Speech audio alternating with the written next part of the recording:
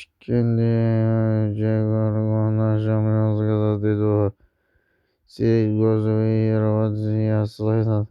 Шкенди ја посакува кекса кај Охридската, кај строителном.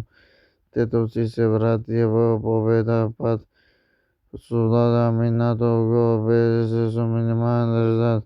Сиричка сопна со варда црните скоро секунда избегла бод од гостувањето во Силис, па така сега бодовите се разлика помеѓу Шкенди и Сирич е 4-10 кола до крајот на третата. Овие две екипи ќе одиграат последно коло. Гости Баргујанечка последно одигра но подели бодови за Брера работнички и се враќа во игра за титулата на шампионската титула.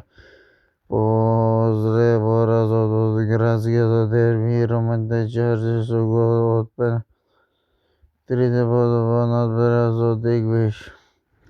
Струјата ремонт се разбуди и Ѓорговски донесе промена во стручното брзо 2 победа по ред изгуби на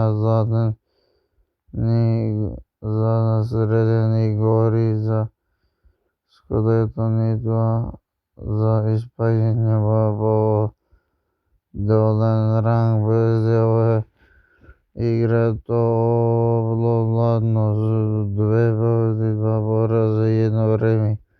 Варда супер форма, последен пораз во дерби со Шкенди, втората брза победа надбрава без пораз. Тоа за 2 победи и 1 нерешени. Од 5 гола досега забраа само 2.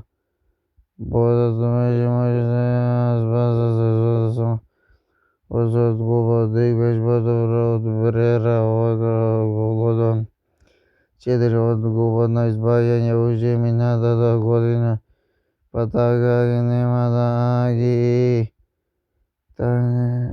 шанси да бранат купот.